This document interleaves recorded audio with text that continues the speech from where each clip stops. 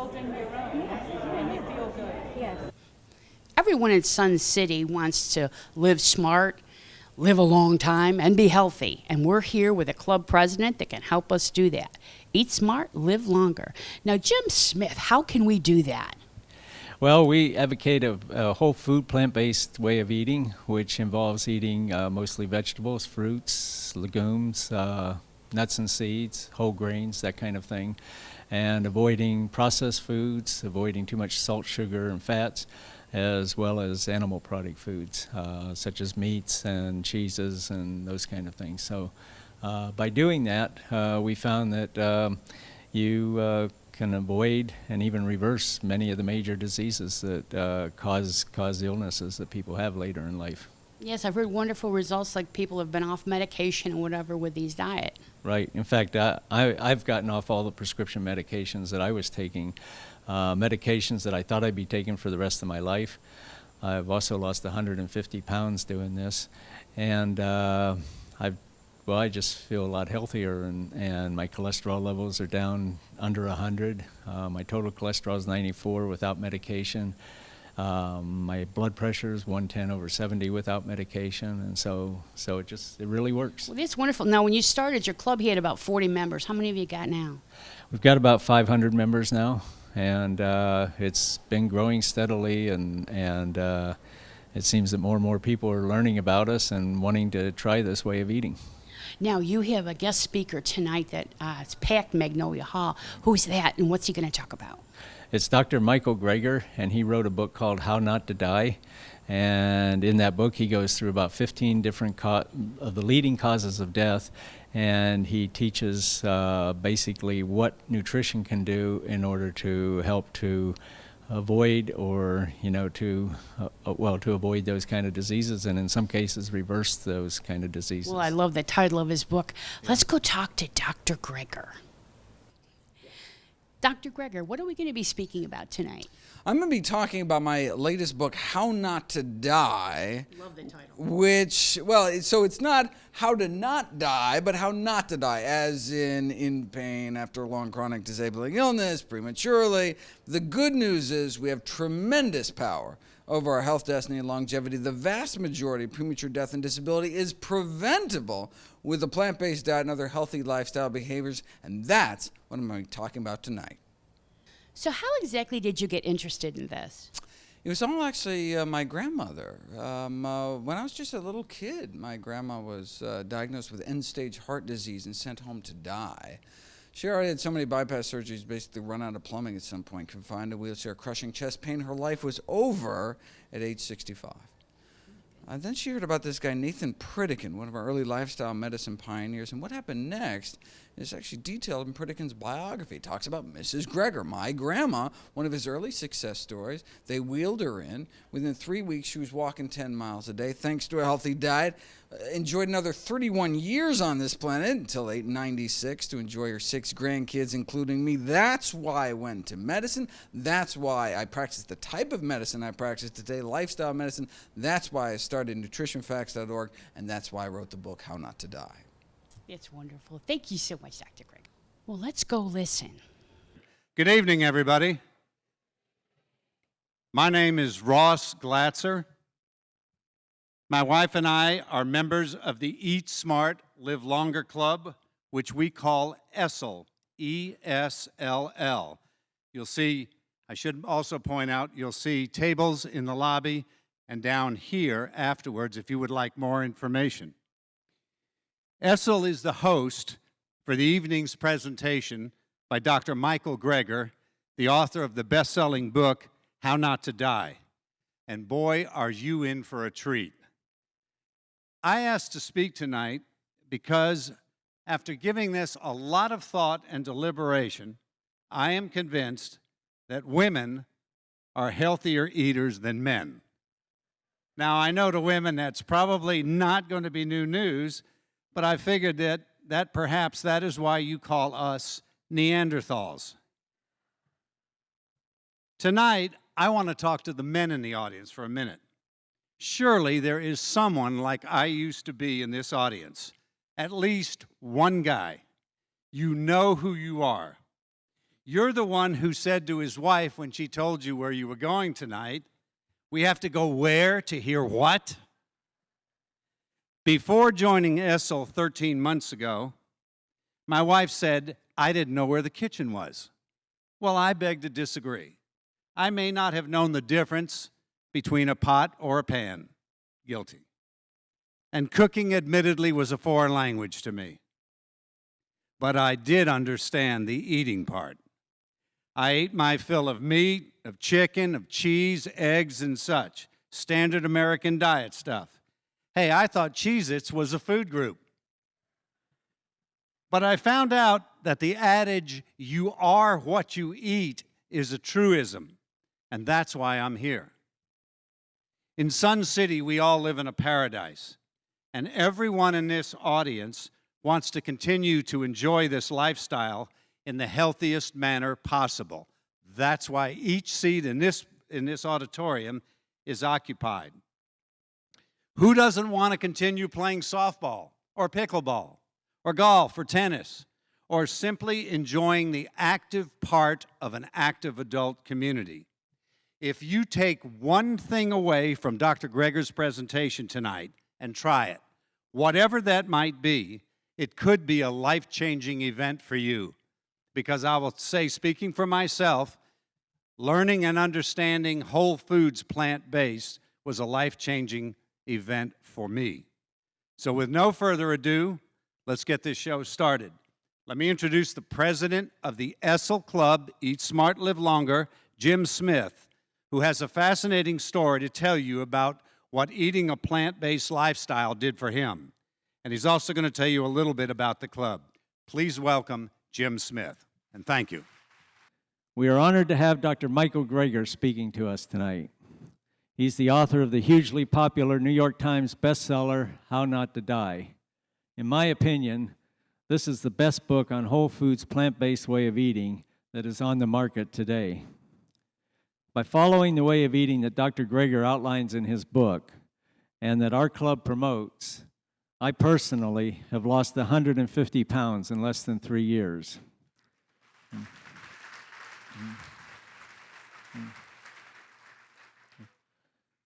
I've gotten off all 3 prescription medications that I once thought I would be taking for the rest of my life. I've lowered my blood pressure to an average of 110/70 without medication, lowered my total cholesterol to 94, and my LDL, the bad cholesterol, to 57, again without medication. And I've lowered my triglycerides to also 57. And I've eliminated early symptoms of a neurological disorder, which I believe might have been the start of Parkinson's. I think Dr. Greger will be touching on the link between food and Parkinson's a little bit in his talk tonight. It's these kind of results, not just by me, but also from many of our club members, that makes what Dr. Greger has to say tonight so important. Your program lists Dr. Greger's extraordinary accomplishments and credentials, which I encourage you to take home and look over. But let me just mention a few things about Dr. Greger that I really like and why I have followed him for the last 3 years. First, nobody has the scientific facts down like Dr. Greger does. You will hear that tonight in his talk. And if you buy his book, you will find it to not only be an interesting and easy read, but it's so factual that you also find it to be a great reference volume that you will want to refer back to again and again. Second, Dr. Greger is immensely entertaining in both his speaking and in his writing. This can be unusual for someone covering such highly technical material. I enjoy both listening to him and reading what he has to say. And finally, Dr. Greger is practical in his approach. While he promotes a plant-based way of eating, he also recognizes how important it is that we not let so-called forbidden foods stop us from following a healthier way of eating. He suggests that if we must have our grandmother's chicken noodle soup sometimes, then have it. What counts is what we can do the rest of the time, not what we do for a holiday or special occasion. It's the big picture that matters, not the minor digressions. With that, let me welcome Dr. Michael Greger as our main speaker for tonight's monthly meeting of the Sun City Eat Smart, Live Longer Club. Allow me to begin on a personal note. This is a picture of me taken around the time that my grandmother was diagnosed with end-stage heart disease and sent home to die.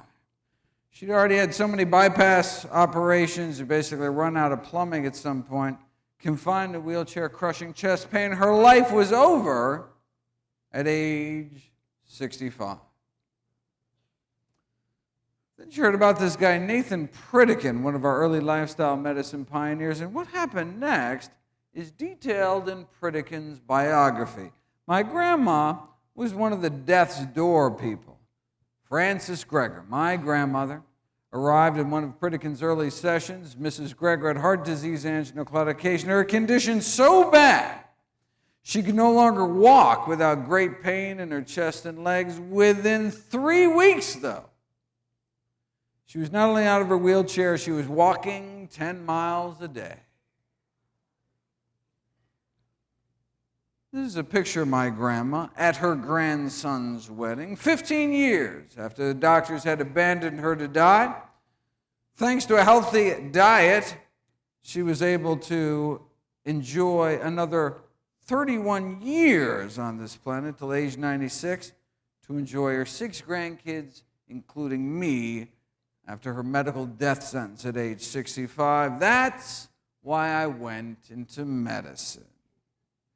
Now, when Dr. Dean Ornish published his lifestyle heart trial, proving with something called quantitative angiography that indeed heart disease could be reversed in the majority of patients, opening up arteries without drugs, without surgery, just a plant-based diet and other healthy lifestyle behaviors, I assumed this was going to be the game changer. I mean, my family had seen it with their own eyes, but here it was, in black and white, published in some of the most prestigious medical journals in the world, yet nothing happened.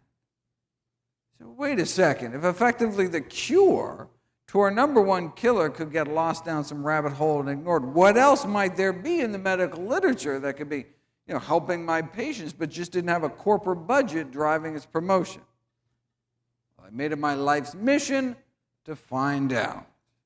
For those of you unfamiliar with my work, every year I read through every issue of every English language nutrition journal in the world, so busy folks like you don't have to. Very good.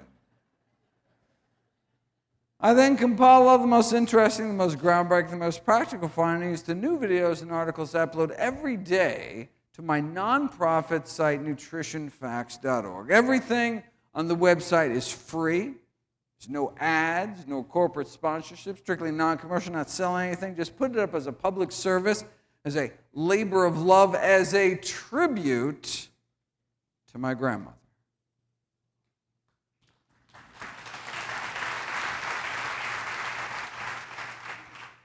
New videos and articles every day on the latest in evidence-based nutrition. What a concept. So where did Pritikin get his evidence from? Well, a network of missionary hospitals set up throughout sub-Saharan Africa uncovered what may be one of the most important medical advances of all time, thanks to, according to one of the most prestigious medical figures of the 20th century, Dr. Dennis Burkitt, the fact that many of our major and commonest diseases were universally rare, like heart disease. The African population of Uganda, for example, coronary heart disease, almost non-existent. You say, wait a second, our number one cause of death, almost non-existent. What were they eating? Well, they're eating lots of vegetables and grains and greens, and their protein almost exclusively from plant sources. And they had the cholesterol levels to prove it, very similar to what one sees in modern day plant eaters. And that's 147 if you can't see that. You say, wait a second, maybe they were just dying early, never lived long enough to get heart disease. No, here's age-matched heart attack rates in Uganda versus St. Louis. Out of 632 autopsies in Uganda, only 1 myocardial infarction. Out of 632 age and gender matched autopsies in Uganda, 136 myocardial infarctions, more than 100 times the rate of our leading killer. They're so blown away, went back, did another 800 autopsies in Uganda, still just that one small healed infarct, meaning it wasn't even the cause of death. Out of 1,427 patients, less than 1 in 1,000, whereas here, heart disease is an epidemic. Here's a list of diseases commonly found here and in places that eat and live like the U.S., but were rare or even non-existent among populations centering their diets around whole plant foods. These are among our most common diseases, like obesity, for example, hiatal hernia, one of the most common stomach problems, varicose veins and hemorrhoids, the two most common venous problems, colorectal cancer, leading cancer killer, diverticulosis, most common disease of the intestines, appendicitis, number one cause of emergency abdominal surgery, gallbladder disease, number one cause of non-emergency abdominal surgery, as well as ischemic heart disease, our commonest cause of death here, but a rarity among plant-based populations, which suggests that heart disease may be a choice, like cavities. If you look at the teeth of people who lived 10,000 years before the invention of the toothbrush, pretty much no cavities. Didn't brush a day in their lives, no flossing, but yet no cavities. Why? Because candy bars hadn't been invented yet. Right? So why do people continue to get cavities when we know they're preventable through diet? Well, it's simple. Because the pleasure people derive from dessert may outweigh the cost and discomfort of the dentist chair. And look, that's fine, right? If you're an adult and you think the benefits outweigh the risk for you and your family, then go for it. I certainly enjoy the occasional indulgence. I've got a good dental plan. But what if instead of the plaque in our teeth, we're talking about the plaque building up inside of our artery? Another disease that can be prevented through changes in our diet. Okay, now what are the consequences for you and your family? Now we're not talking about scraping tartar anymore. We're talking life and death. The number one reason most people in this room and most of our loved ones will die is heart disease. It's still up to each of us to make our own decisions as to what to eat and how to live, but we should make these choices consciously, educating ourselves about the predictable consequences of our actions. Atherosclerosis, hardening of the arteries, is a disease that begins in childhood. By age 10, nearly all kids raised on the standard American diet already have what are called fatty streaks in their arteries as the first stage of the disease. These streaks then turn into plaques in our 20s, get worse in our 30s, and then can start killing us off. So if there's anyone here this evening older than age 10, then the question is not whether or not you want to change your diet, prevent heart disease. It's whether you not want to reverse the heart disease you already have, whether you know it or not. But is that even possible? When researchers took people with heart disease, put them on the kind of plant-based diet followed by populations that did not get heart disease, their hope was maybe we could slow it down, perhaps even stop it. Instead, something miraculous happened. The disease started to reverse. As soon as people stopped eating artery-clogging diets, their bodies were able to start dissolving some of that plaque away, opening up arteries without drugs, without surgery, suggesting their bodies wanted to be healthy all along, but were just never given the chance. This remarkable improvement in blood flow on the left to the heart muscle itself was after just 3 weeks of plant-based nutrition. Just 3 weeks eating healthier. Let me share with you what's been called the best kept secret in medicine. The best kept secret in medicine is that sometimes, given the right conditions, the body can heal itself. You know, if you whacked your shin really hard on a coffee table, it can get all red hot, painful, swollen, inflamed, but will heal naturally if you just stand back, let your body work its magic.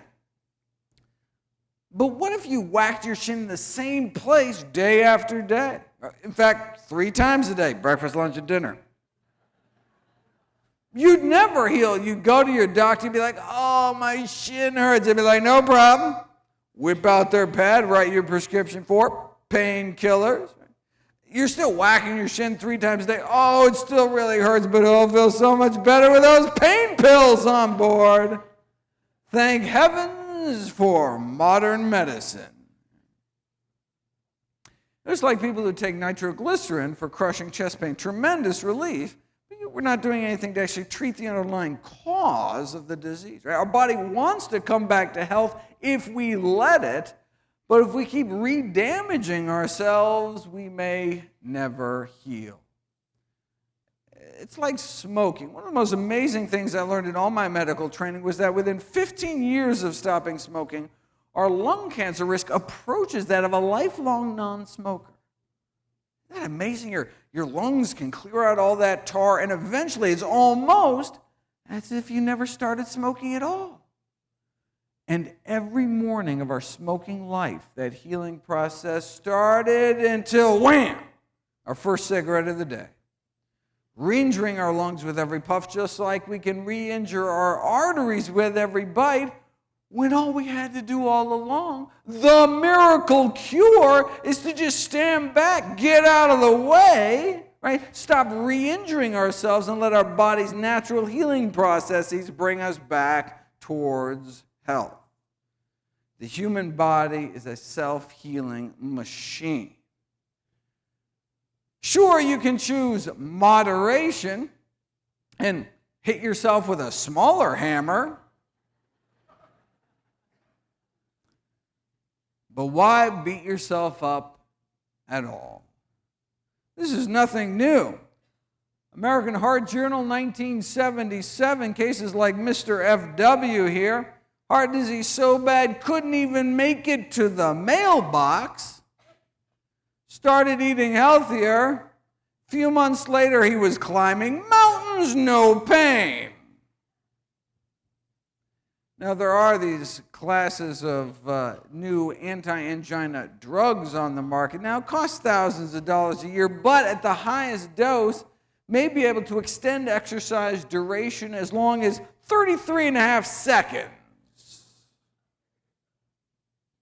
It does not look like those choosing the drug route are going to be climbing mountains anytime soon.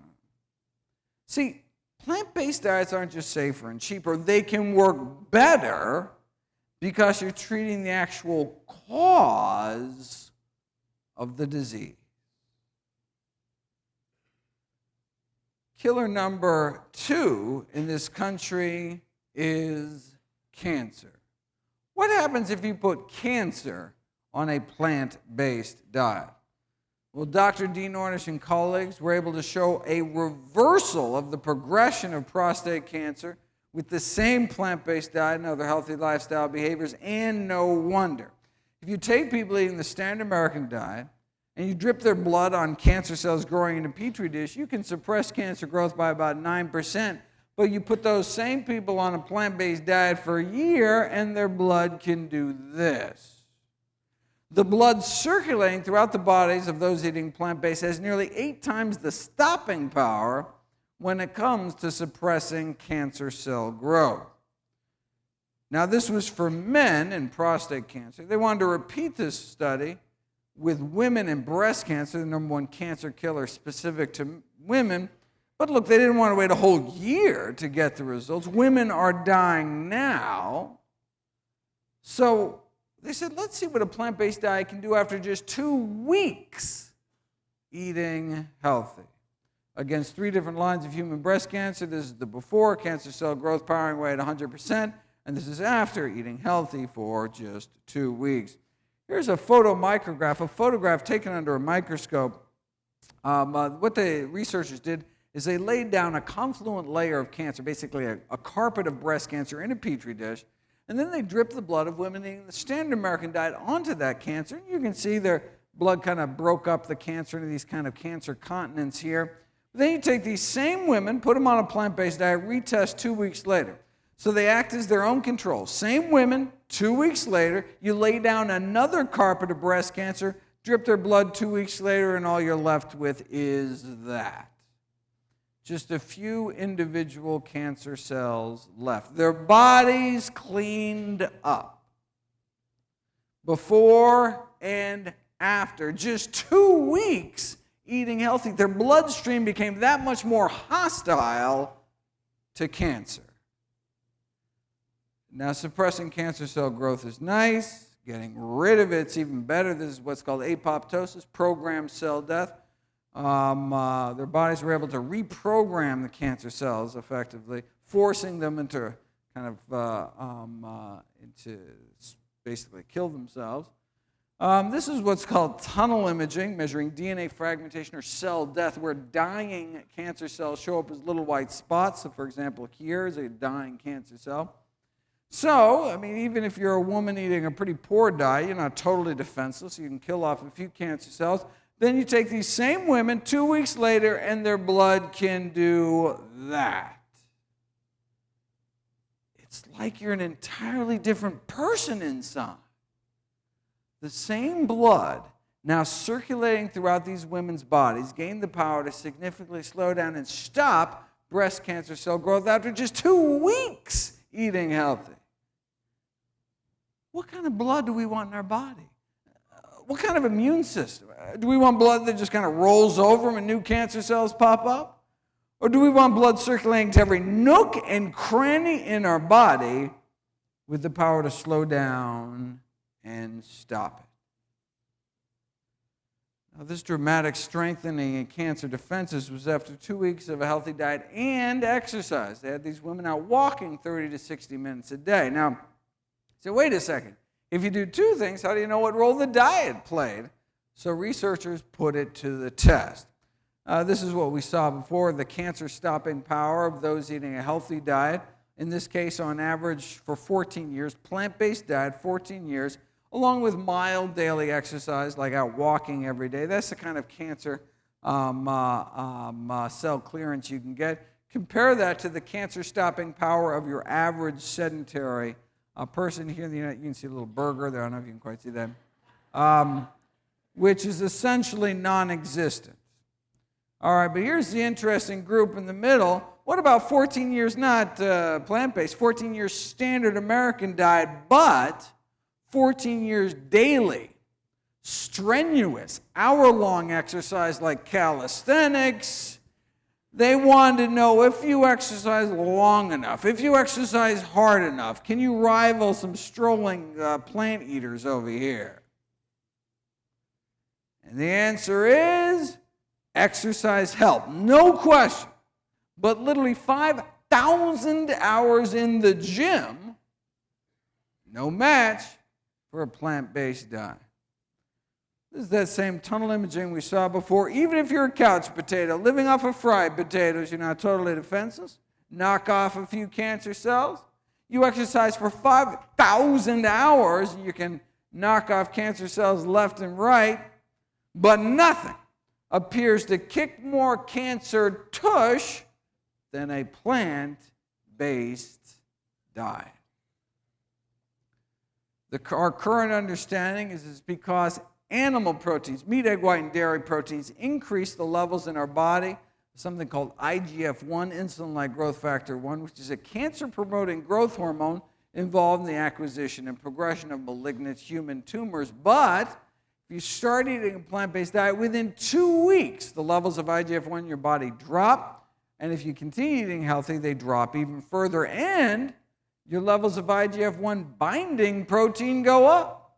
IGF-1 binding protein is like our body's emergency brake. It's one of our body's ways to protect itself from cancer, from excessive growth. Sure, in as little as 2 weeks, you can drop your body's production of IGF-1, but wait a second. What about all the IGF-1 you have from the bacon and eggs you had 3 weeks ago? Well, your liver releases this snatch squad of binding proteins to tie up any excess IGF-1, pull it out of the system. Your protective levels go up within weeks, and benefits continue to accrue the longer you eat healthy. Here's the experiment that really nailed IGF-1 as the villain. Same thing we saw before, diet and exercise. Cancer cell growth plummets, cancer cell death shoots up. But then here's the interesting column. What if you got back to the cancer just the amount of IGF-1 you banished from your system because you started eating healthier? What happens? You effectively erase the diet and exercise effect. It's almost as if you never started eating healthy at all. So that's why, that's how we explain how the largest study on diet and cancer ever performed found that the incidence of all cancers combined were lower among those eating more plant-based because they're eating less animal protein, less meat, egg white, and dairy protein. So they have lower IGF-1 levels in their body, so they have less cancer growth.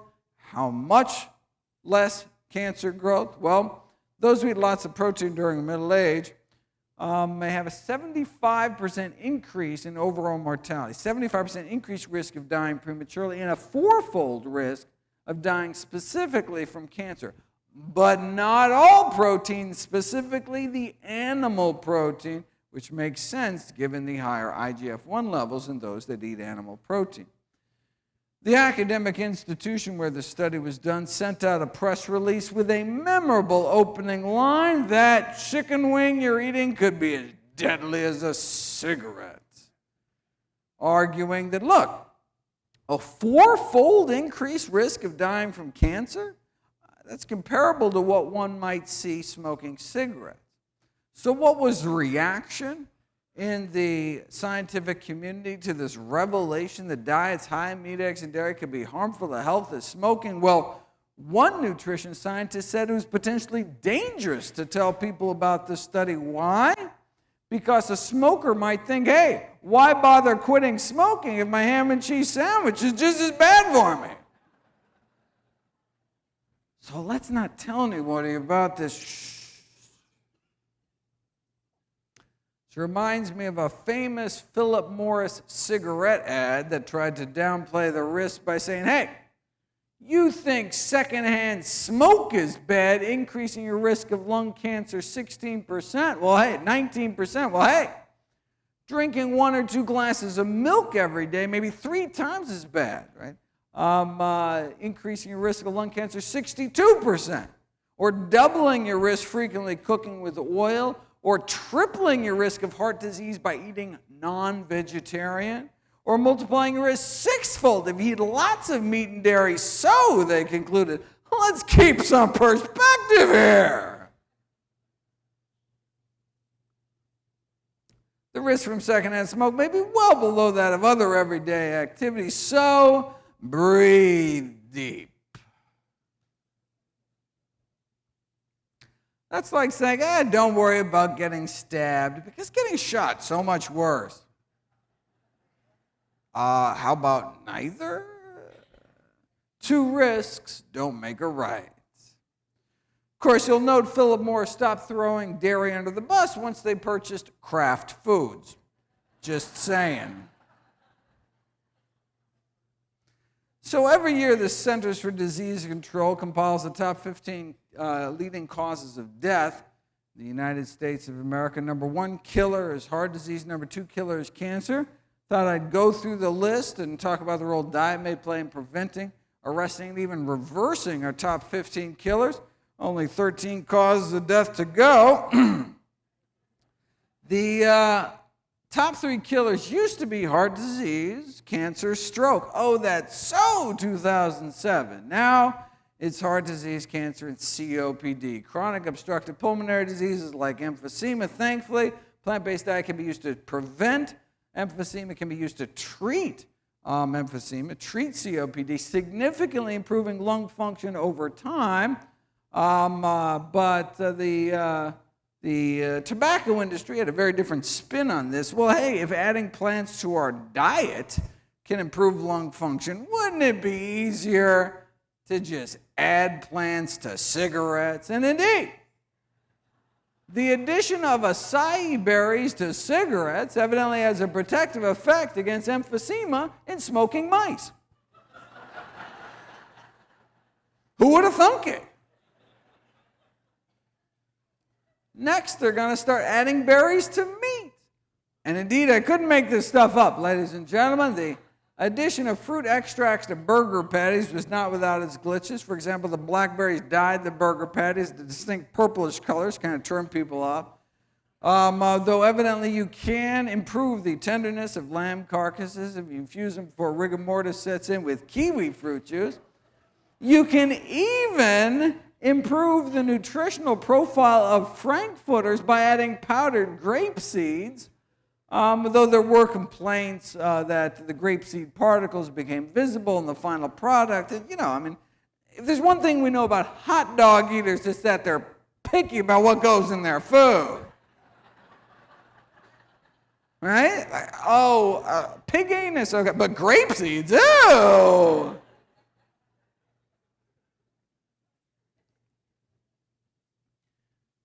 Killer number 4 is strokes. Preventing strokes may be all about eating potassium-rich foods, yet most Americans don't even reach the recommended minimum intake of potassium. And by most, I mean 98%.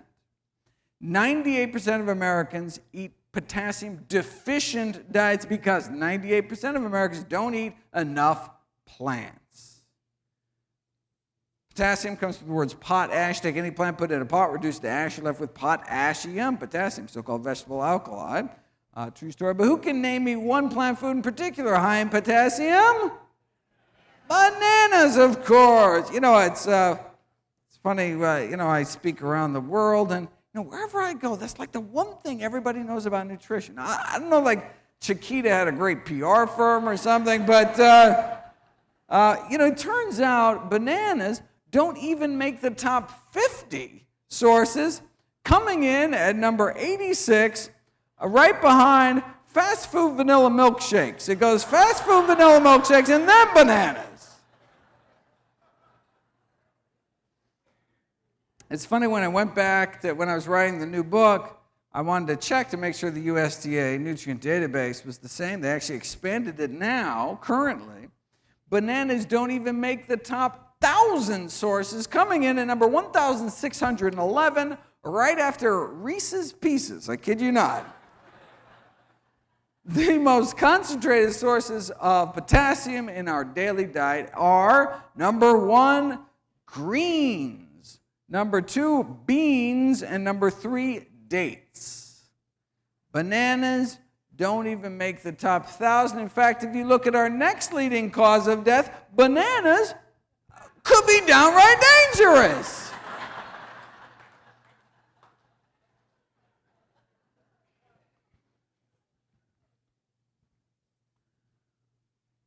Alzheimer's disease, our 6th leading cause of death. 20 years ago, it wasn't even in the top 10.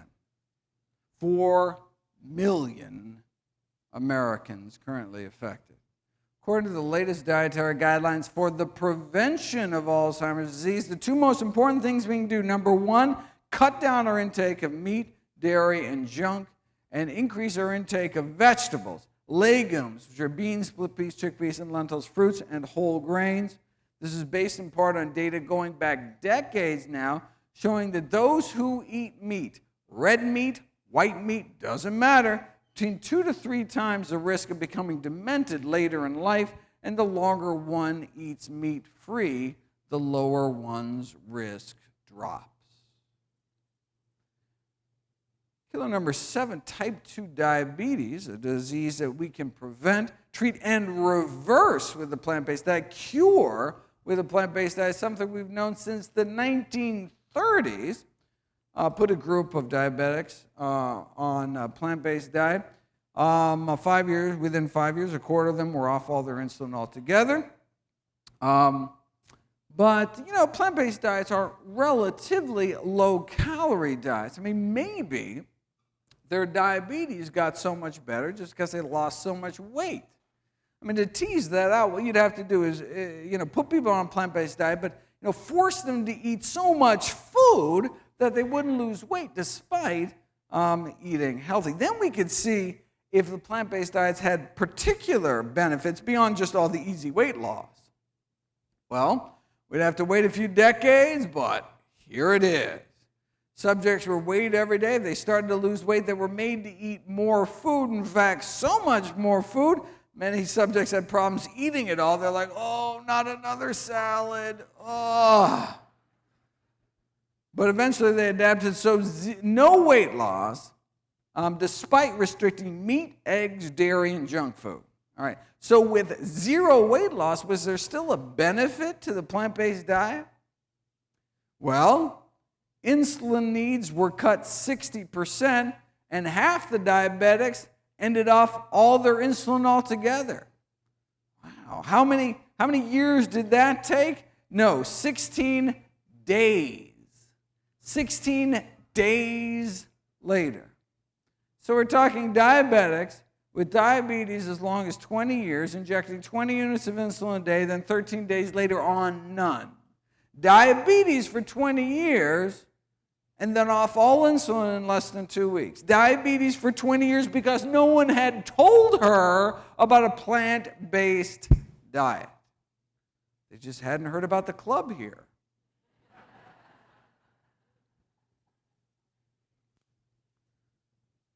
Here's subject number 15, 32 units of insulin on the control diet, and then 18 days later on none.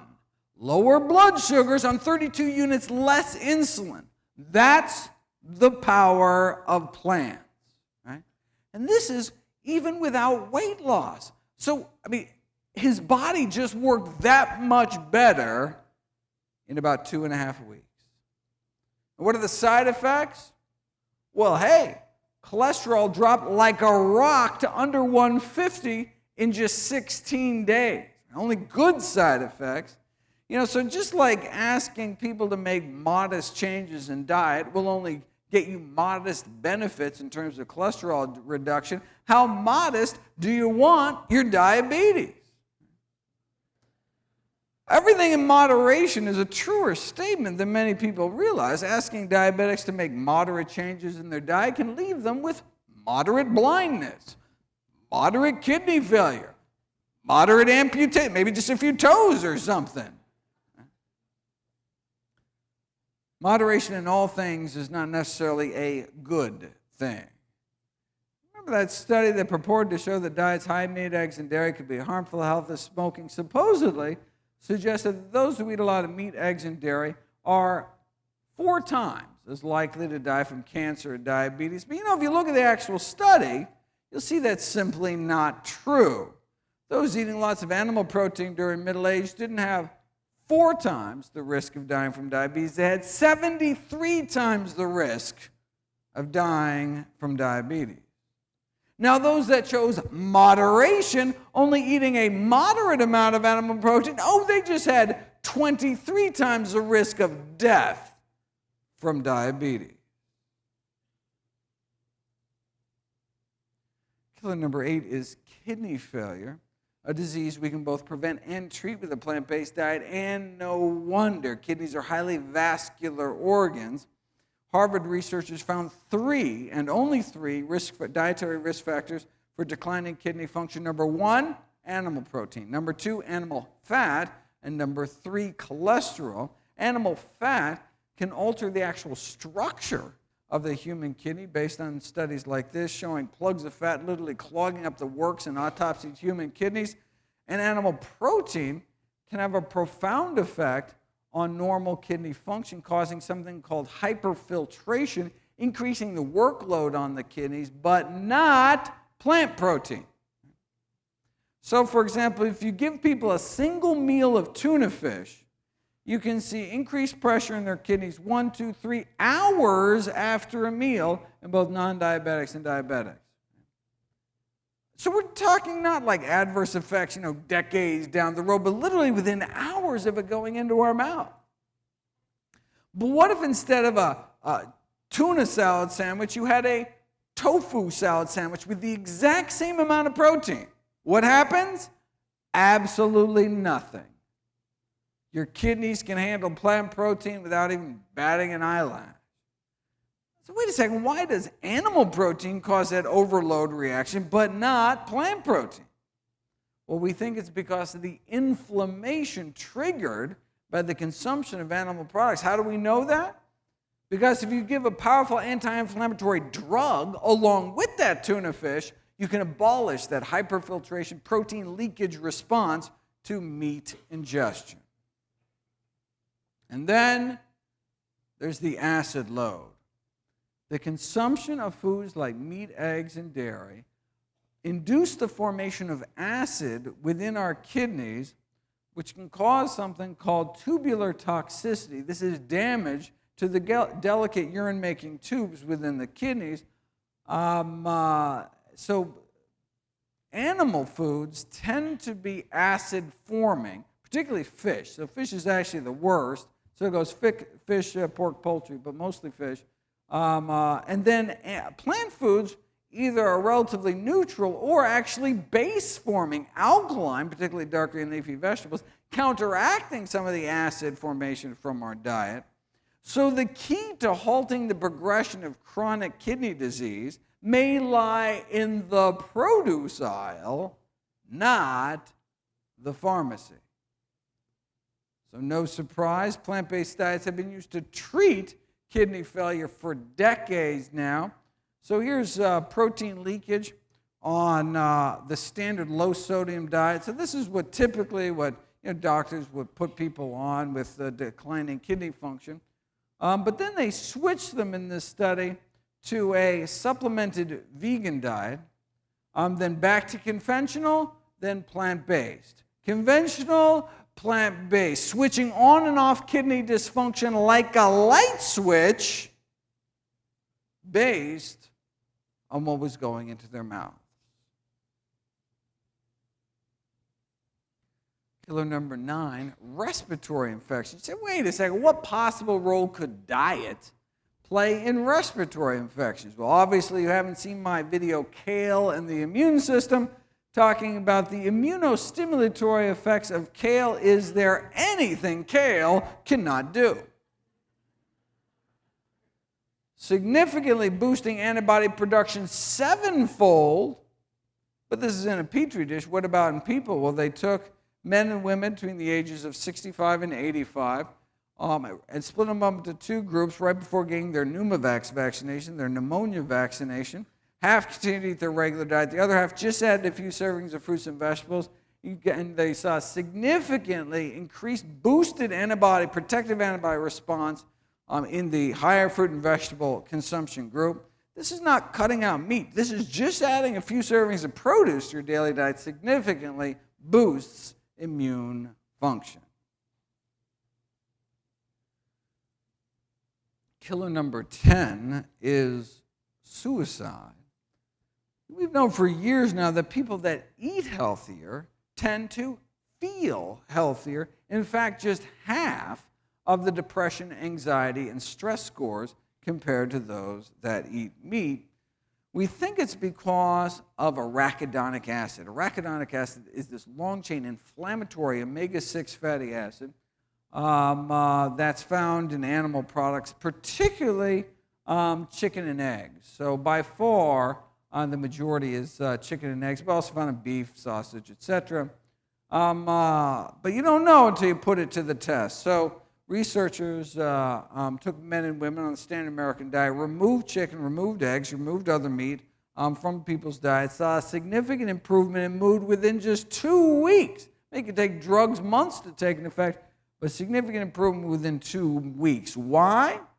Well, we think this arachidonic acid stuff is adversely impacting mental health via a cascade of neuroinflammation, brain inflammation.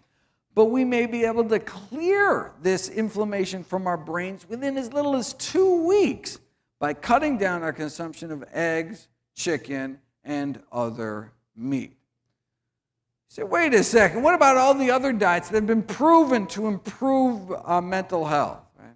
Am I just cherry picking here? there are no other studies proving an improvement in mental health. There are no other randomized controlled trials of any other diet showing a significant boost in mood 2 weeks, 2 months, any time. Only the plant-based diet intervention has ever been shown to do that. It's kind of hard to cherry pick when there's only one cherry. Works in a workplace setting too. At Geico Insurance, researchers went in, added healthy options to the cafeteria, gave them some education, and significant improvements not only in physical functioning, general health, vitality, the kind of things you'd expect, but also in mental health. And this led to improved worker productivity. Of course, that's what the company really cares about, so they expanded their program across 10 corporate sites at Geico. Half the sites didn't do anything, control sites, the other half, they added lentil soup and bean burritos to the cafeteria, gave weekly seminars just telling people, didn't take away options, just encouraged people to eat healthier, saw significant improvements in depression, anxiety, fatigue, emotional well-being, daily functioning. So lifestyle interventions like exercise can benefit both mental and physical health, and in terms of diet, plant-based diets are the ones that have been shown to be most effective. Killer number 11 is systemic blood infections. Sure, a foodborne bacteria can burrow through the intestinal wall, get into your bloodstream, or in women can crawl up into their bladder. We've known for decades that it's actually bacteria originating in the rectum that crawl up to cause bladder infections in women, but we didn't know where this reservoir of UTI-causing E. coli was coming from until now. Chicken. We now have DNA fingerprinting proof of a direct link between these farm animals, meat, and urinary tract infections in women. Solid evidence that these urinary tract infections can be what's called a zoonosis, an animal-to-human disease. So, wait a second. Who undercooks chicken? I mean, can't you just use a meat thermometer, cook the meat through? What's the big deal? The big deal is what's called cross-contamination. If you take 40 families, you give them a frozen chicken to prepare and cook in their home as they normally would, multitudes of antibiotic-resistant E. coli jump from the chicken into the guts of the volunteer even before they eat it. So you could incinerate that chicken to ash. You don't even have to eat any of it. You're already infected before it makes it into the oven. Within days, this chicken bacteria had multiplied to the point of becoming a major part of the person's gut flora. The chicken bacteria is like taking over. You say, well, wait a second. Okay, so what if you follow safe handling as well as safe cooking guidelines? Not that anyone actually does it, but if you instruct people of the official recommendations from the USDA to actually spray a bleach solution all around your kitchen on common surfaces. They instructed people to do this after they gave them the chicken, and what they found, they still found significant levels of Salmonella, Campylobacter, serious human pathogens on some utensils in the cupboard and area around the sink, dishcloth. So the reason that researchers have went into people's homes and found more bacteria from feces in people's kitchen sink than on their toilet seat is because people tend to rinse chickens in the sink, not the toilet.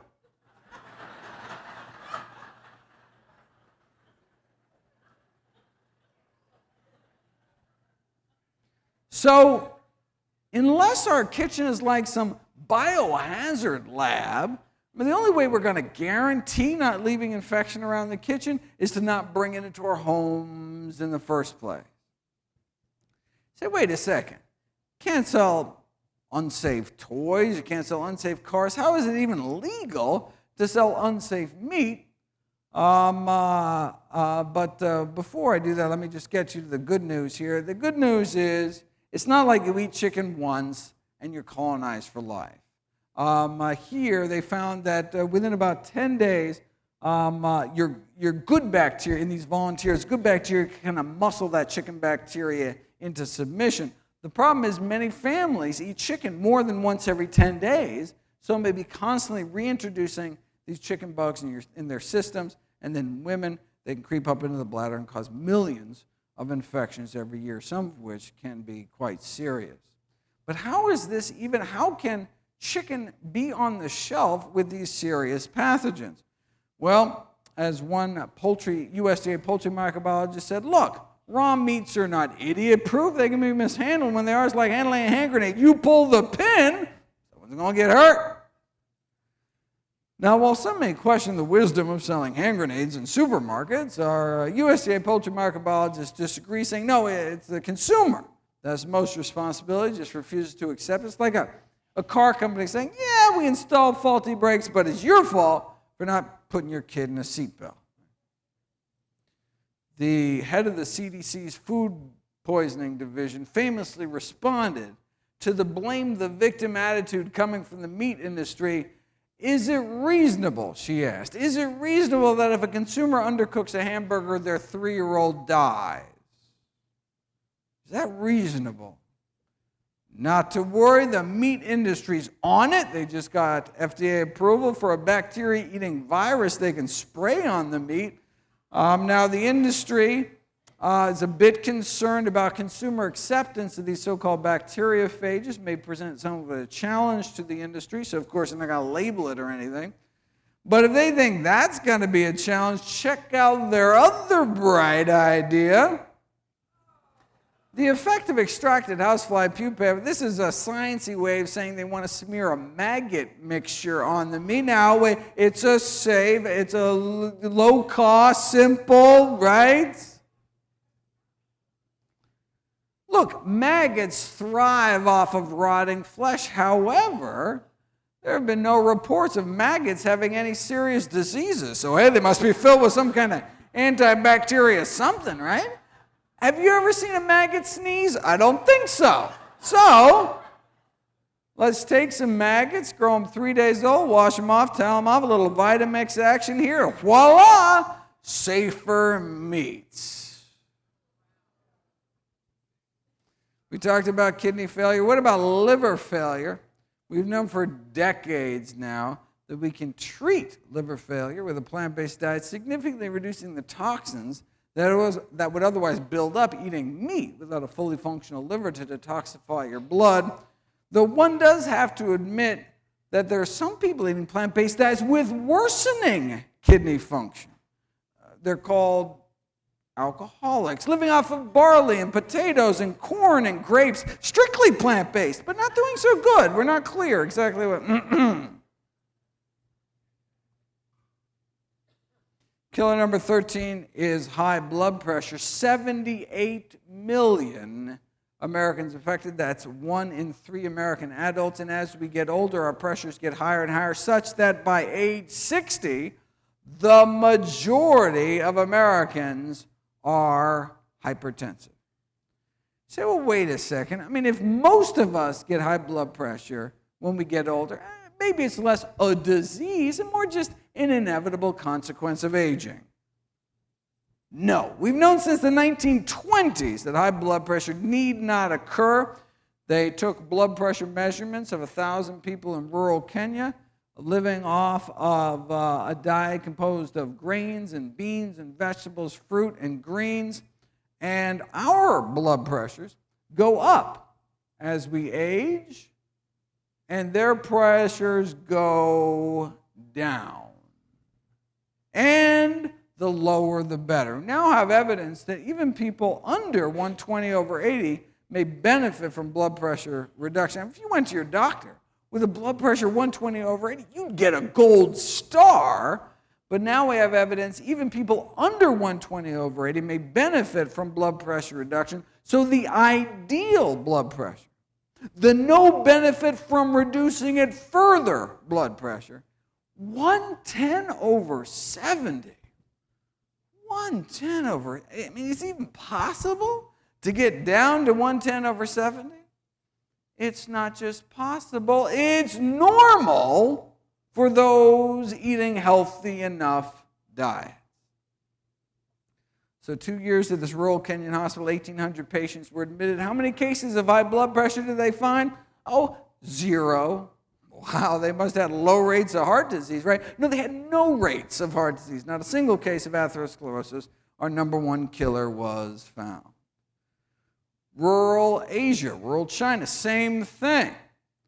About 110 over 70 their entire lives, 70-year-olds, same average blood pressure as 16-year-olds.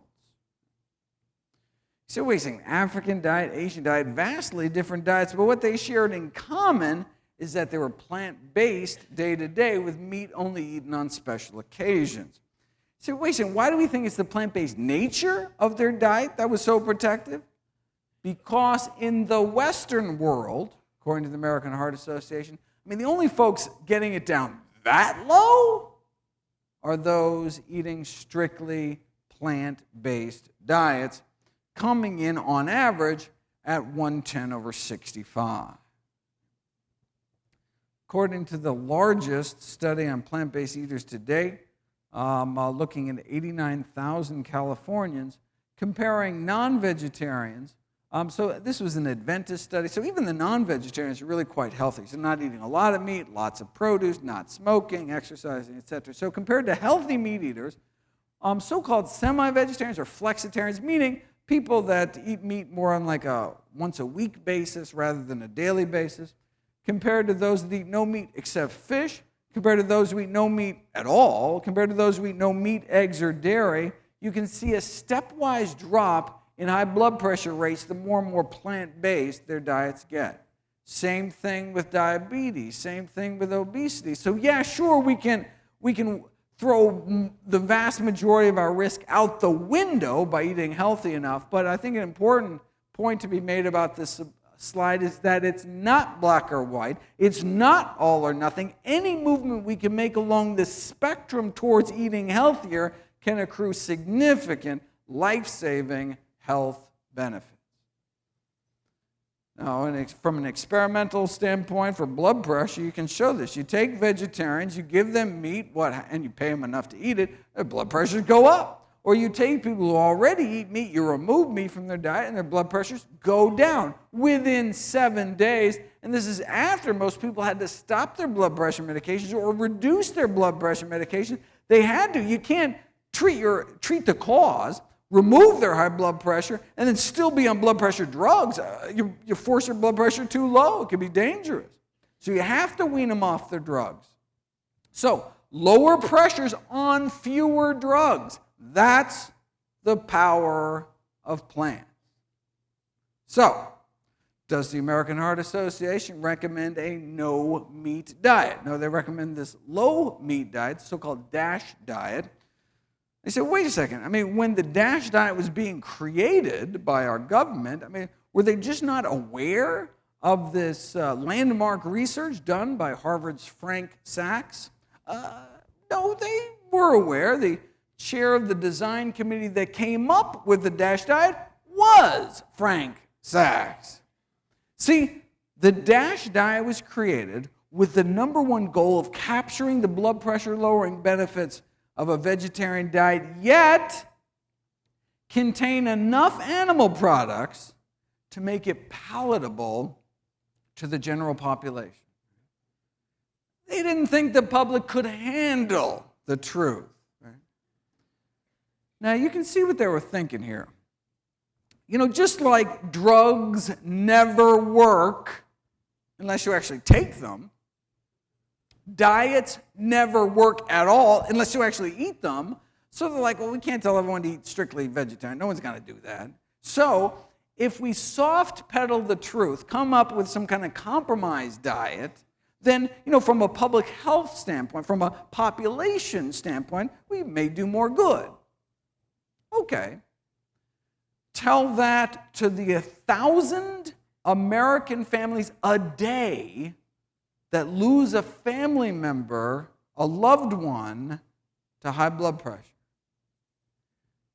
Maybe it's time to start telling the American public the truth. Killer number 14 is Parkinson's disease. Does a plant-based diet protect against Parkinson's disease? Well, we know that every study, most every study done on dairy and Parkinson's disease found increased risk So wait a second, what's the connection? Well, the current thinking is because of these neurotoxins that have been found in the milk supply. So compounds like high levels of organochlorine pesticides have been found not only in milk, but also in the brains of Parkinson's victims on autopsy. Talking about pollutants like tetrahydroisoquinoline, which is actually what scientists give to primates in laboratories to induce Parkinson's disease, found mostly in cheese. So there's been calls on the dairy industry to, screen their milk for toxins. Good luck with that. Of course, you could just not drink it, but then what would happen to your bones? That's a marketing ploy. If you look at the actual science, milk does not appear to protect against hip fracture, whether you're drinking it as an adult, whether you're drinking it as a teen, doesn't matter, doesn't work. In fact, may actually increase fracture risk, which could explain why countries that drink the most milk actually have the highest hip fracture rates. So Swedish researchers decided to put it to the test. 100,000 men and women followed for years, and women that drank milk had significantly increased risk of what? Significantly increased risk of death. More heart disease, significantly more cancer for each daily glass of milk. In fact, women that drank 3 glasses a day had nearly twice the risk of dying prematurely during this study. And they had more bone and hip fracture rates too. More milk, more fractures.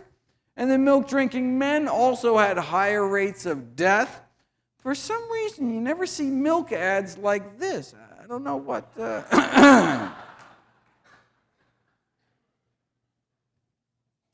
And killer number 15 is called aspiration pneumonia, caused by swallowing difficulties due to Parkinson's or a stroke or Alzheimer's, things we've already talked about.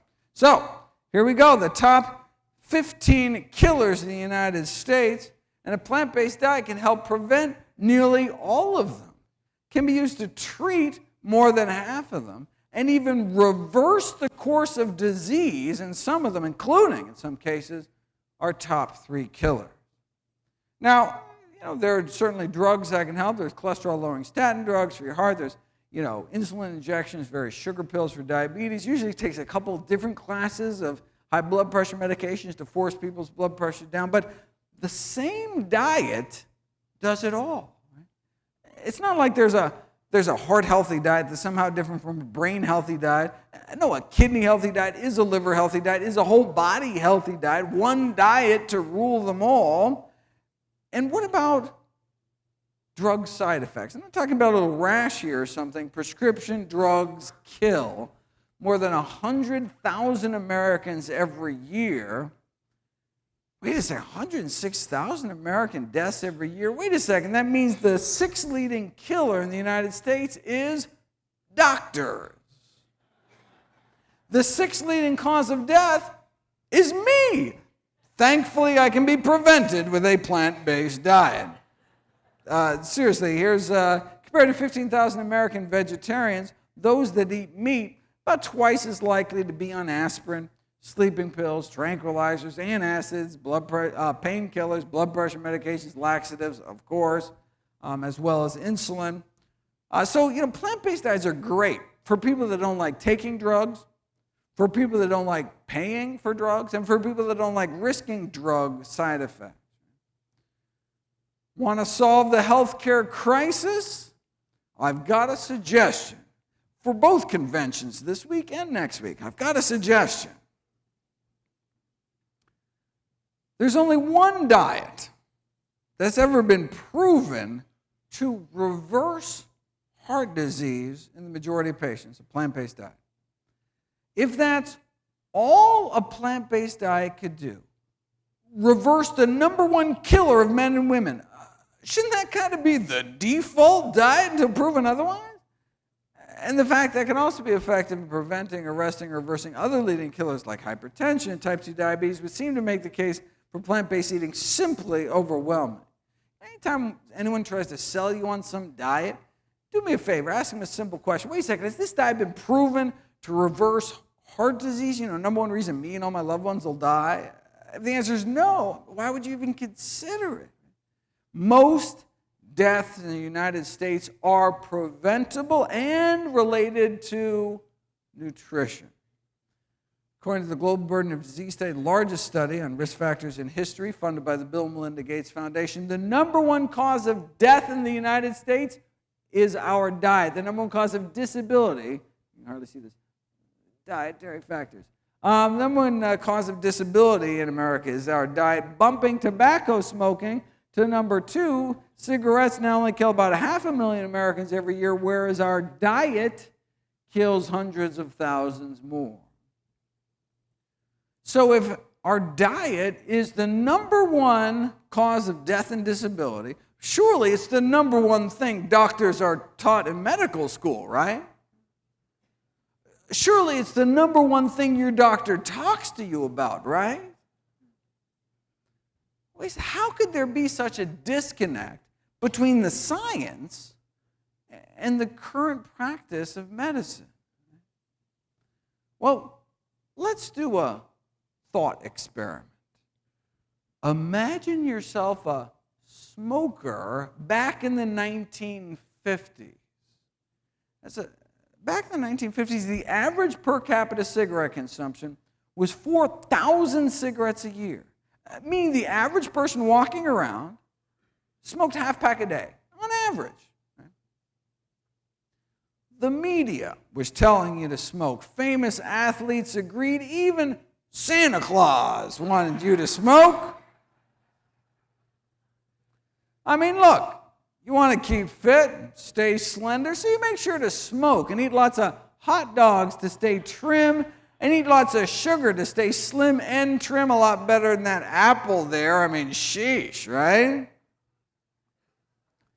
Though apples do connote goodness and freshness, reads one internal tobacco industry memo, which brings up many possibilities for a youth-oriented cigarette. They want to make apple-flavored cigarettes for kids.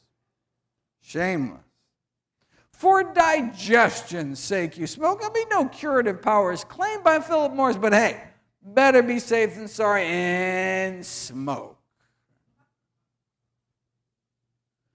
Blow in her face and she'll follow you anywhere.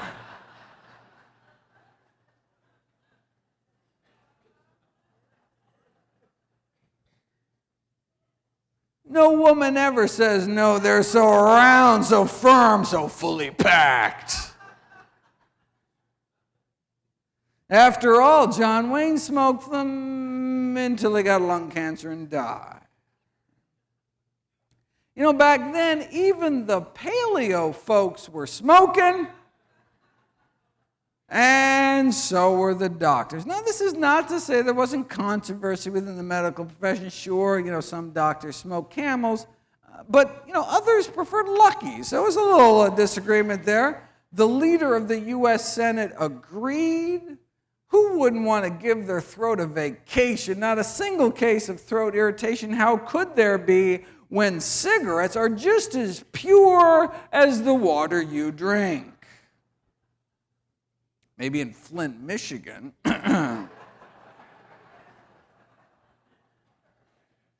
But don't worry, if you do get irritated, not a problem. Your doctor can write you a prescription for cigarettes. This is in the Journal of the American Medical Association. So when the American Medical Association is saying smoking on balance is good for you, when the AMA is saying that where could you turn back then if you just wanted the facts? What's the new data advanced by science? Well, she was too tired for fun, and then she smoked a Camel. Babe Ruth spoke of proof positive medical science, that is, when he still could speak, before he died of throat cancer. Now, if by some miracle back then there was some smokingfacts.org website that could deliver the science directly and bypass commercially corruptible institutional filters, you would have become aware of studies like this. This is an Inventive study out of California published in 1958, found that non-smokers had at least 90% less lung cancer than smokers. This wasn't the first. When famed surgeon Michael DeBakey was asked why studies back in the 30s linking lung cancer and smoking were simply ignored, he had to remind people what it was like back then. We were a smoking society. Right? It was in the movies. It was in the airplanes. It was everywhere. Medical meetings were one heavy haze of smoke. Smoking was, in a word, normal. So back to our thought experiment here. If you're a smoker in the 50s, in the know, what do? I mean, with access to the science, you realize the best available balance of evidence suggests your smoking habit, not so good for you. So do you change or do you wait? If you wait until your doctor tells you between puffs to quit, you could have cancer by then. If you wait until the powers that be officially recognize it, like the Surgeon General did in the subsequent decade, you could be dead by then. It took more than 7,000 studies and the deaths of countless smokers before the first Surgeon General's report against smoking came out. You'd think maybe after the first 6,000 studies, it could give people a little heads up or something. Powerful industry. One wonders how many people are currently dying needlessly from dietary diseases. Maybe we should have stopped smoking after the 700th study like this. But as a smoker in the 50s, on one hand, you had all of society, the government, the medical profession itself telling you to smoke. And on the other hand, all you had was the science. If you're even aware of studies like this.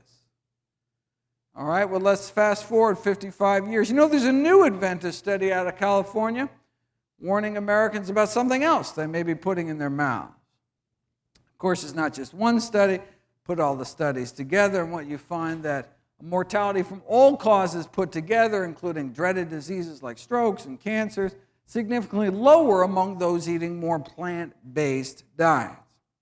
So, instead of someone going along with America's smoking habits in the 50s, imagine you, or someone you know, someone you love, going along with America's eating habits today. What do you do? I mean, with access to the science, you realize the best available balance of evidence suggests that your eating habit, not so good for you. So what do? Do you change or do you wait? And if you wait until your doctor tells you between bites to change, it could be too late. In fact, even after the Surgeon General's report, the AMA was still dragged their feet. Doctors always the last on board. In fact, the American Medical Association officially refused to endorse the Surgeon General's report. Why? Could it have been because they just got a $10 million check from the tobacco industry? Maybe. Okay, so we know why the AMA was sucking up to the tobacco industry. But why weren't individual doctors speaking out? Well, there were a few ahead of their time. Gallant souls speaking up against industries killing millions. But why not more? Perhaps because the majority of physicians themselves smoked cigarettes.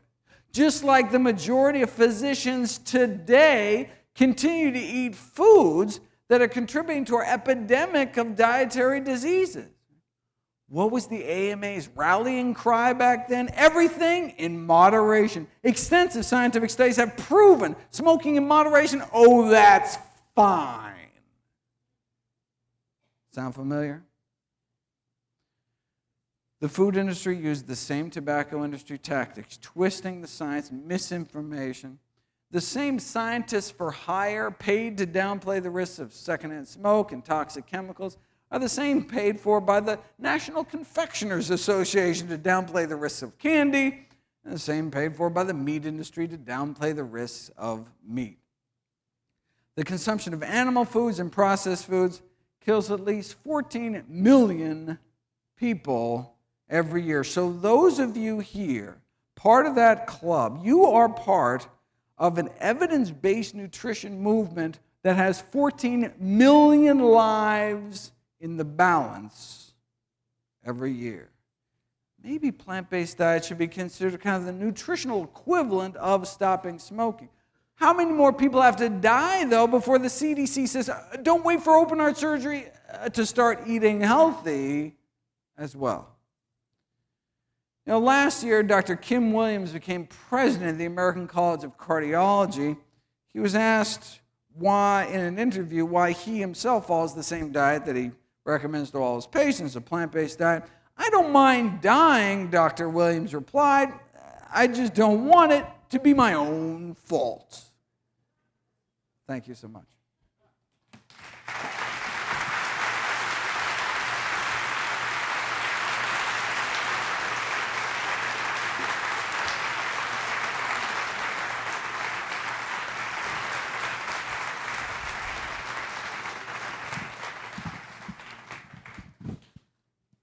For those of you who want to share this talk with anybody else, it was recently, I think it's being videotaped here, but it was videotaped recently when I was over in Europe. And so this is a little different talk. They die from slightly different diseases over in the UK, but you can share this link with everyone and share that talk. And then, of course, once it's taped here, you can share that one as well. I do have a bunch of my DVDs from previous year's talks, so every year I have a talk that's different. So this is the top leading cause of death. I also have where I just go through the top 10 causes of disability, like low back pain and like all the things I didn't get to, and then talk the most dreaded diseases and most common diseases. You can find those all out there. I was told there's 10 more copies left of my latest book. All proceeds from sale of my DVDs, books, all goes to charity. And all my work is available free at nutritionfacts.org. Yes.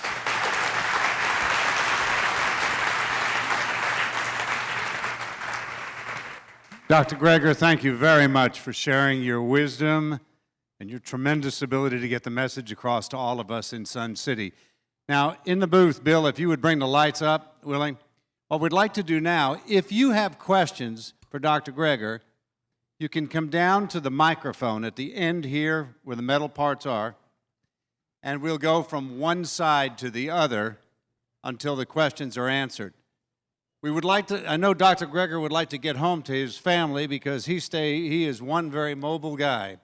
So we will let him head off for Savannah to catch an early flight shortly thereafter. There was about a half dozen people that did not get their books signed. And if you have a book and you'd like Dr. Greger to sign it, if you would line up on the left-hand side, right over there, Dr. Greger will, as soon as the Q&As are done, Dr. Greger will be glad to do that. The fact that there's one person with the Q&A, this will be very short.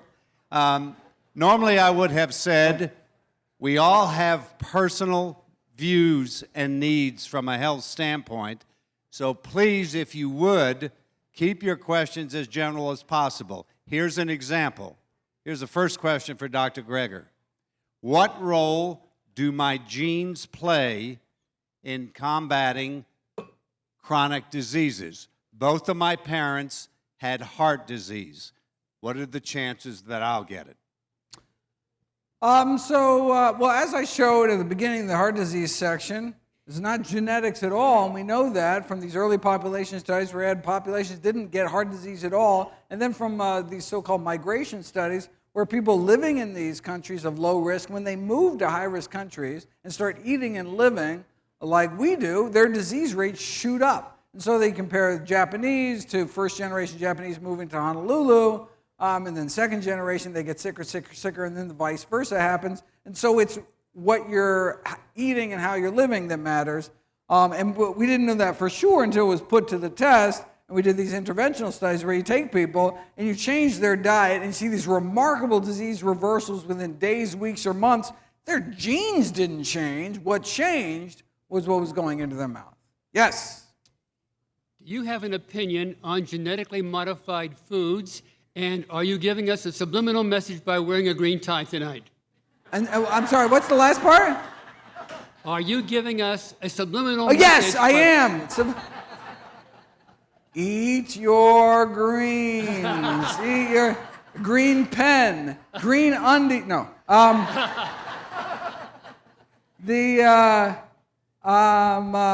Genetically modified food. Do I have an opinion? Well, first of all, I don't have an opinion. I don't believe opinions have any role to play in the field of nutrition, or in fact, any scientific field. I'm not interested in beliefs. I'm not interested in philosophies. What I'm interested in is the science. What does the best available balance of data show? I'm not interested in a Dr. Greger diet. I'm interested in an evidence-based diet. So what does the evidence show for the benefits/harms of genetically modified organisms? And unfortunately, there's very little data that exists. So I have a number of videos on the site. If you go and click in GMO, I have a bunch of videos talking about genetically modified corn, genetically modified soy, and go deep into the science and talk about the available studies, laboratory studies, epidemiological studies.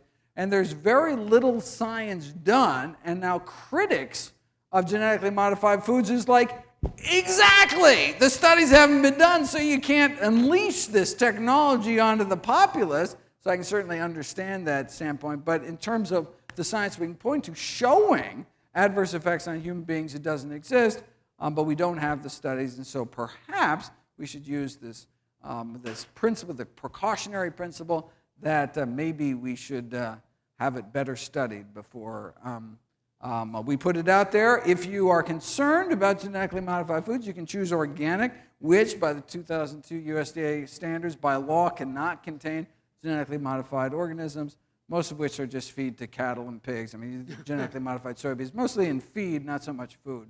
But you can choose organic and get away from that. Thank you. Sure. Hi, thank you very much for that beautiful presentation this evening. My body has been diagnosed as one that produces a lot of kidney stones. And I have been given a diet that excludes oxalates. Okay, and on that are some of the things that you have said one should definitely eat. On top of that list is kale. Can you address that fact between your diet and the one I was given? Thank you. So the first thing you need to know when you have kidney stones is what kind of kidney stones. And the fact that you were told to cut down your intake of oxalate suggests that you had calcium oxalate stones. Both kinds. Oh, you had uric acid stones. Oh, it's even more important for you to change your diet. Okay, so calcium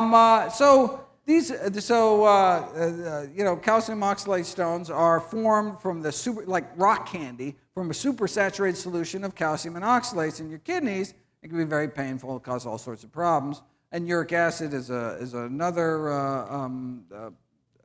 kind of another chemical that can form similar rocks into your kidneys. And so doctors, being not particularly sophisticated, say, hey, look, calcium oxalate stones, too much calcium, too much oxalate. And what they did for decades is put people on low calcium, low oxalate diet. Makes sense, right? But it was never put to the test. And so there was all this research showing that people eating these plant-based diets, like vegetarians, had significantly lower rates of all kinds of kidney stones. It doesn't make any sense. All they do is eat vegetables all day. And so it was finally put to the test, published in the New England Journal of Medicine. And as in so many things in the medical field, once something's actually put to the test empirically, turns out that everything we've been doing in science is wrong. If we actually put leeches to the test a few centuries ago, maybe we would have stopped bleeding people. But so in this study, head-to-head test between either the low oxalate diet versus the low animal protein diet, and the low animal protein diet beat out the other one 2-to-1, and should have changed medical practice when it was published decades ago. Of course it didn't, but there's the science for your doctor and any other doctor that's interested, and particularly the case with uric acid stones. Decreasing sodium intake, decreasing animal protein intake, not only decrease the risk of getting them, but if you go on a plant-based diet, you can actually dissolve uric acid stones so that you can cure them, make them disappear. You drink 10 to 12 glasses of water a day, assuming that you don't have heart failure or something. 10 to 12 glasses of water a day, plus a strictly plant-based diet, and literally dissolve them away. I have these videos showing these CAT scan images of the stones getting smaller, smaller, smaller, gone. Without surgery, without drugs, no allopurinol, none of that. We should have significant risk factors. And so that, if you want a study showing, is these wonderful, beautiful interventional studies, not just population studies. Oh, you eat this, you do or do not get kidney stones. No, we take you, change your diet, kidney stones go away. That's what we like to see. Thank you. Sure. Hi, Dr. Greger. Thanks for your presentation. This is not a plant-based diet question, but it's your opinion as a doctor or your studies you've spent on immunizations. Oh, You have yeah. Like childhood immunizations or like Flu. the flu? childhood immunizations. So yeah, unfortunately, the last few years, our flu vaccine has not been particularly effective, maybe 30, 50%. We just haven't had a good run at kind of matching. So we have to kind of predict what flu we think is going to take over each season. We have to mass produce beforehand. But since influenza is a leading killer, you get a 30% drop in the risk of getting it, we could save lots of lives. And about 30,000 Americans die every year from the flu. It's a leading killer disease. And so I don't care if it dropped 10%, I'd get my flu shot. And it's particularly important for anyone dealing with sick or frail people. If you're a medical professional, absolutely need to get your flu shot because you could be killing people. If you sneeze in your hand and then touch a doorknob or something, you could significantly hurt one of your patients. And in terms of pneumovax vaccination, pneumonia vaccinations, I would encourage a very similar kind of thing. It's basically a vaccine against a pneumococcal bacteria as opposed to a virus. So vaccines in general are one of the greatest public health advances in human history. For example, anyone old enough to remember a little something called smallpox, which until 1976 killed literally hundreds of millions of people and then gone from the earth because of vaccination. One of the greatest triumphs, gone from the earth except biowarfare labs. But beyond that, it's gone from outside labs. So we literally eliminated this massive scourge thanks to vaccination. Sure. Thank you. Thank you for your presentation tonight. I read your matter every week, and Great. one of the things that I thought that this particular audience might be interested in is lately corporations have been coming up with anti-aging liquids for people to take. And now I wondered why it was anti-aging, what the ingredients might be, and what you think about them. If someone had a product, I'd be happy to look at it. If you want to come bring it to me in the book signing line, I'd be happy to run through it. I mean, there are some things that are actually beneficial.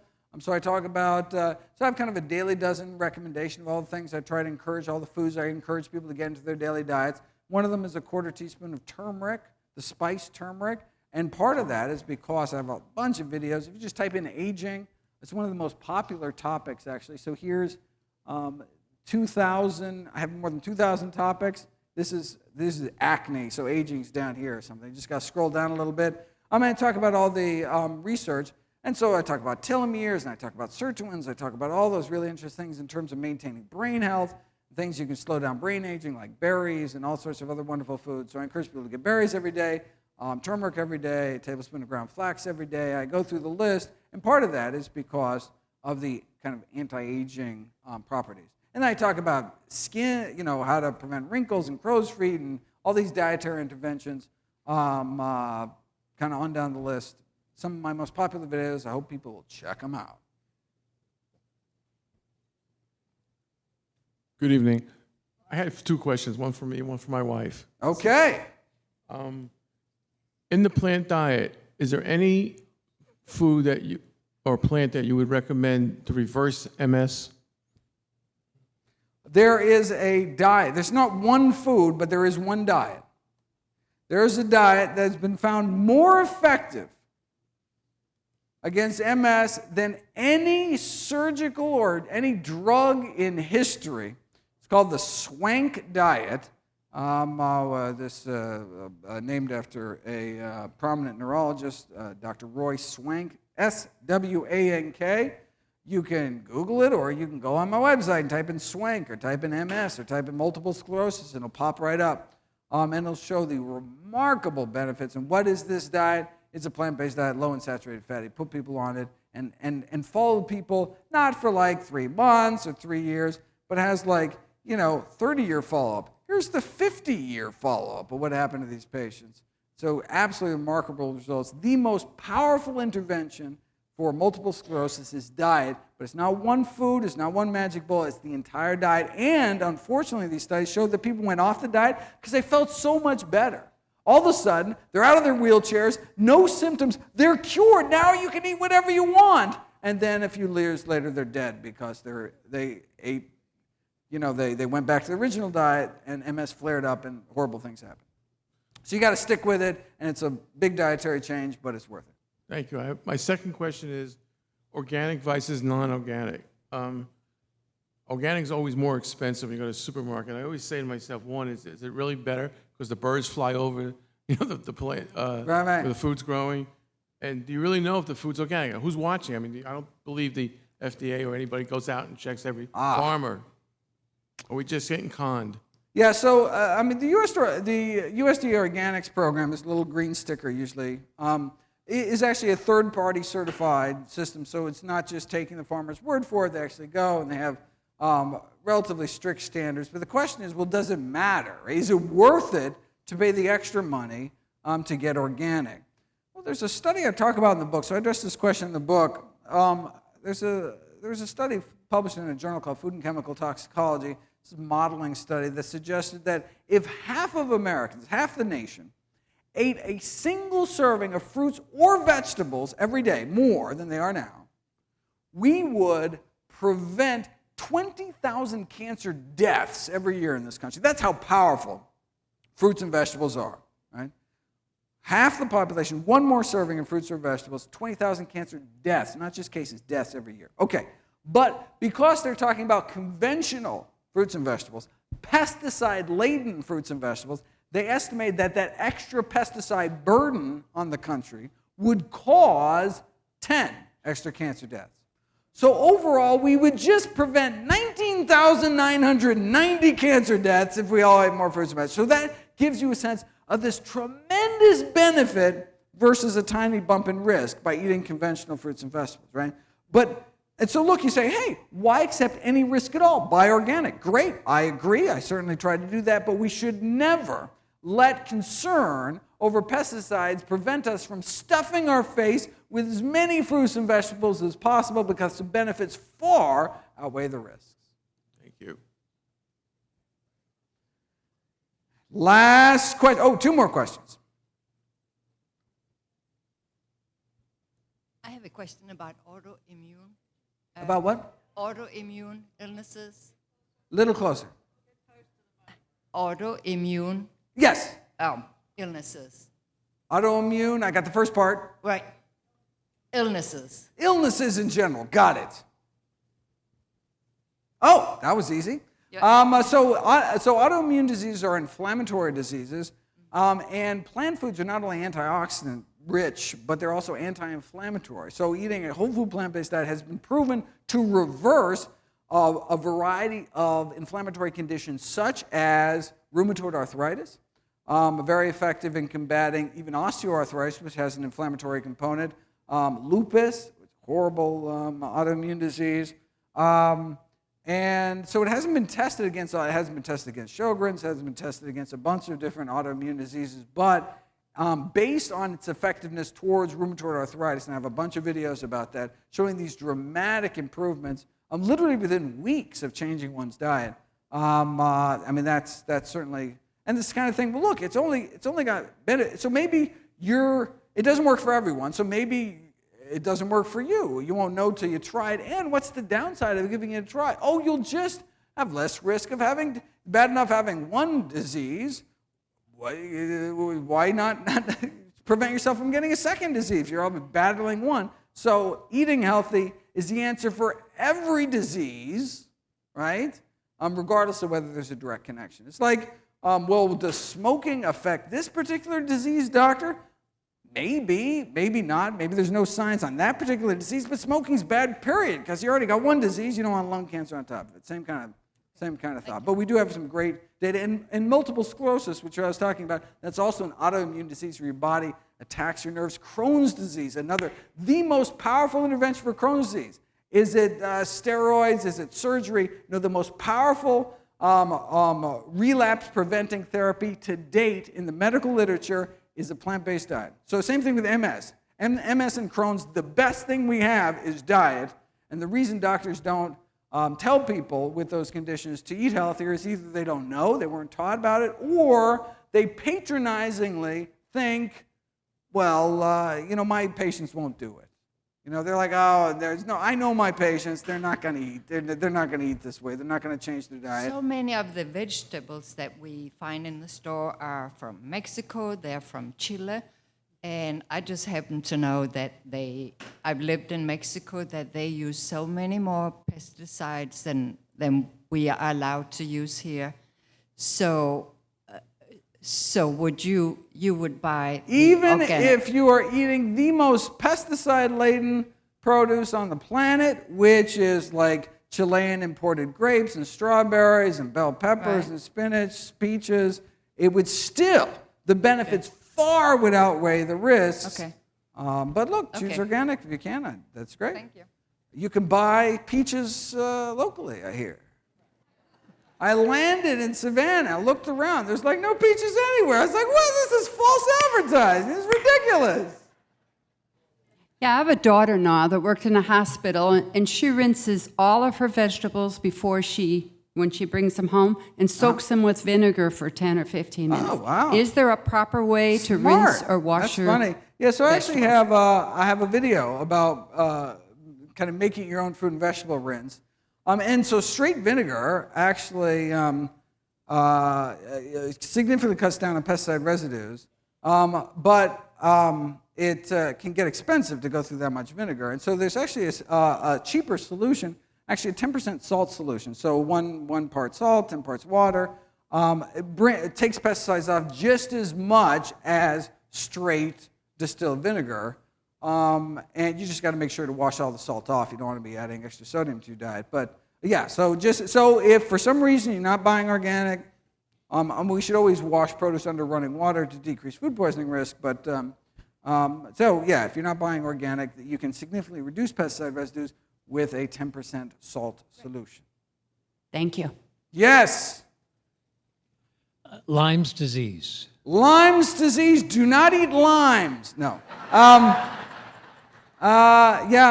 So it's early tick detection. It's all about prevention, and it's nothing to do with diet. You really just have to, if you're walking around, you tuck your pants in and you do tick checks. It takes about 36, 48 hours of tick attachment to transmit the disease. And so if every day of walking around outside, you just do a tick check, you have someone check you out for ticks, then you should be fine. So even if you find one, it's not been there long enough, if you check 24 hours ago, to worry about getting Lyme disease. Yeah, I'm familiar so with that. that's the most important thing you can do. And if you already have Lyme disease, Chronic Lyme. We're talking chronic Lyme it's a disease. bug, you got to kill it, doxycycline, there's antibiotics that can do it.